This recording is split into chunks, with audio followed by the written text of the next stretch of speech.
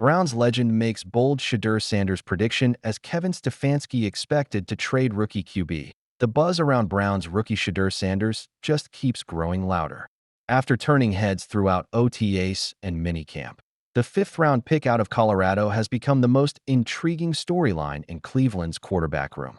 The 23-year-old is still buried behind veterans like Joe Flacco and Kenny Pickett, plus third-rounder Dillon Gabriel. But Sanders' poise, arm talent, and quick study habits have already forced the coaching staff to take notice. Some even argue he's earned the right to compete for the QB2 job when camp opens. But it looks like it's not all sunshine and rainbows. While Sanders is making his case on the gridiron, the Browns' long-term QB plans might already be headed in a very different direction. But more on that later. First, a former Browns CB just dropped an intriguing take on Sanders. And honestly, it's the kind of prediction that makes you pause mid-scroll. Turns out, Shedeur isn't just winning over coaches. He's got Browns legends in his corner too. Hanford Dixon, Cleveland's iconic former CB, didn't hold back when talking about the rookie on the Hanford Dixon Show, dropping a mic-worthy prediction. "I think before long, Shedeur is going to show everybody that he is the man." Dixon's not just blowing smoke. When a Browns legend says Shedeur is the man, it carries weight. But let's pump the brakes on Week 1 dreams. Because throwing a fifth-round rookie into the fire right out of the gate, on a team that just went 3-14, with an offensive line that let QBs eat dirt 66 times last year, that's not just risky, it's borderline irresponsible. Especially when you remember Sanders' battle scars from Colorado, where he took a beating behind that leaky O-line, and sometimes held the ball too long, trying to make magic happen. There's a real chance he earns starts later this season if he keeps balling out in camp. But doing that in Week 1 would be an unnecessary risk. That's how you turn a promising QB into a cautionary tale. The Browns got to be smarter than that. Now, chances are, all this QB talk might just be a temporary conversation. Because if certain predictions pan out, Cleveland could find itself right back in the QB market next offseason, with a chance to reset the entire franchise. Kevin Stefanski still searching for long-term QB. The Browns might have drafted 2 QBs this year, but don't mistake that for a long-term plan. Shedeur Sanders, fresh off signing a 4-year, $4.6 million deal, has shown flashes. And third-rounder Dillon Gabriel brings intriguing upside. But honestly, Kevin Stefanski and the front office didn't spend a 5th-round pick on Sanders or a 3rd on Gabriel, expecting either to be the franchise savior. This is a prove-it room, stocked with veterans like Joe Flacco and Kenny Pickett for a reason. And if we're reading between the lines, Cleveland's real QB solution might not even be in the building.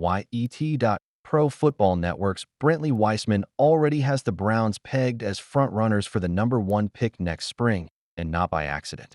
This roster has holes, and another rocky season could position Cleveland to reset at QB again. The name floating in those scenarios?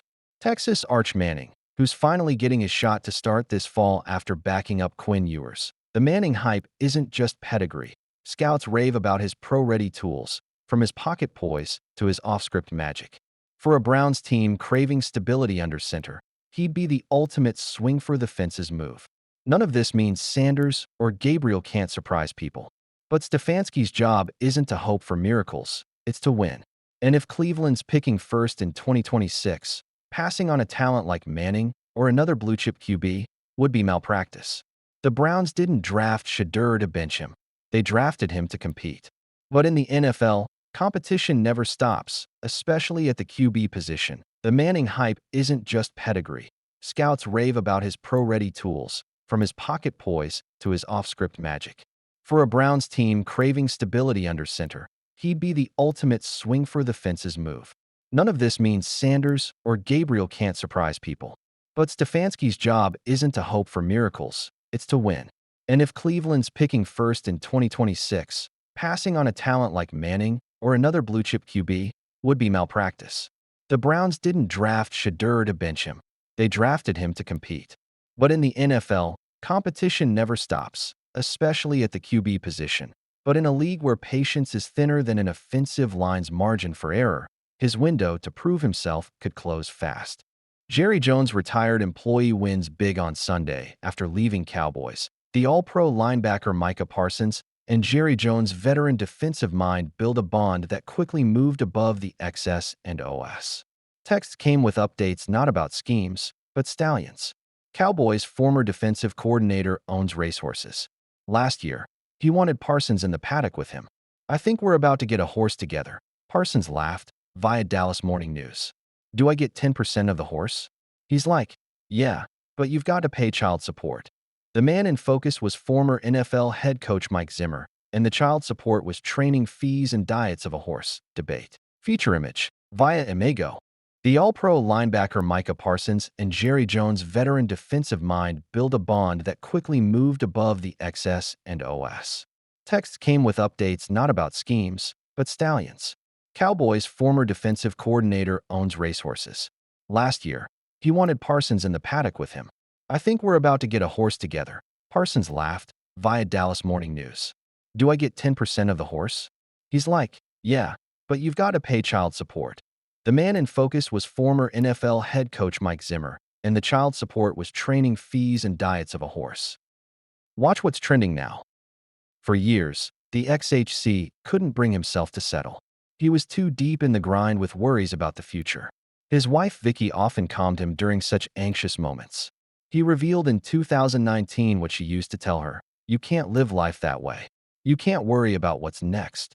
In September 2013, as Bengals defensive coordinator, Zimmer bought 40 acres in northern Kentucky countryside just outside Cincinnati. That property, now 160 acres, is Zimmer Ridge Ranch. On June 15th, he made a massive achievement when his horse number 6, Not This Boy, $4.04, raced past all others at the Churchill Downs racecourse. Bryn Hernandez was atop the gelding, pushing it to go past the speed limits. Coming from Not This Time, TM Stallions, Doug Cowens trained it while the Zimmer Ridge Ranch owns it. The visuals were equally stunning. NFL analyst Tom Pelissero also congratulated him on X. "Congrats to owner Mike Zimmer on a big win for his horse at Churchill Downs." Jerry Jones' retired DC's horse was in the second place for most of the race and even slipped to the third place. But on the last turn of the race, Hernandez pushed it, and the stallion took big strides, marching ahead of every other horse. In the last 50 yards of the race, the gap became increasingly evident, with Mike Zimmer's horse eventually becoming the winner. Horse racing is getting increasingly popular in the NFL. Travis Kelce bought a stake in a thoroughbred named Swift Delivery in 2024. It finished second in the Toronto Cup Stakes at Woodbine Racetrack last September. NFL legend Terry Bradshaw also owned a sprawling 744-plus acres horse farm, Terry Bradshaw Quarter Horses, in Oklahoma, which he sold in 2023. But for Jerry Jones' retired employee, his farm is a prized possession. More than the former NFL DC, his wife Vicky would have loved this achievement even more. But she never got to see it after passing away in 2009. That's one regret in his life. Now, he is no longer in the NFL, living his life in peace at his ranch. His stint in the Cowboys ended early this year. Jerry Jones is without his trusted DC in 2025, as Zimmer first joined the Cowboys as a defensive assistant in 1994 under H.C. Barry Switzer. By 2000, he progressed to become their defensive coordinator. Jerry Jones' trust in his abilities grew every year. Moreover, under his lead, the Cowboys finished first in total defense in 2001 and fourth in 2003. It was a pattern he followed for years. He left Dallas in 2006. What followed was a decade-long blueprint of defensive dominance.